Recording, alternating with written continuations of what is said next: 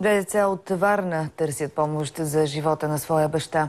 Мъжът е на 44 години, нуждае се от трансплантация на бъбрек и от година и половина е на хемодиализа. Отчаяни заради липсата на донори у нас и влошаващото се състояние на бащата, децата молят хората за подкреп. Репортаж на Искра Орумова.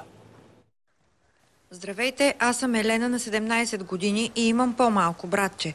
Баща ни е тежко болен от бъбречна недостатъчност и единственото, за което мечтаем, е той да оздравее, да спре да посещава диализното отделение през ден, да продължи да ни бъде татко. С това писмо Елена търси помощ за баща си Диан, който се нуждае от скъпоструваща трансплантация. Надявам се той да оздравее, да спре да посещава диализното отделение през ден, да бъде с нас, с брат ми. Диан година и половина криел, че е на диализа, но здравето му се влошава. Регистриран е в агенцията по трансплантации, но за сега донор няма.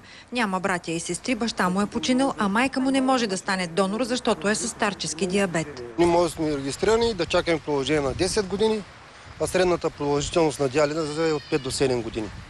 Оттам нататък, който му издържи сърцето, живее повече. Тежки ли са манипулациите? Тук се източва кръвта от игли дебели, минават през машината и се връщат.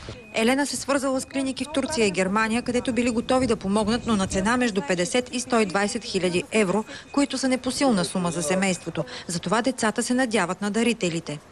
Да съберем пари и дай да здравее. Вярвам, че има добри хора в България и всеки, който има възможност и иска, може да даде пари в дарителската сметка. Очаквахте ли, че децата ще направят това нещо? Очаквах. Защото няма кой да й помага. Трудно е.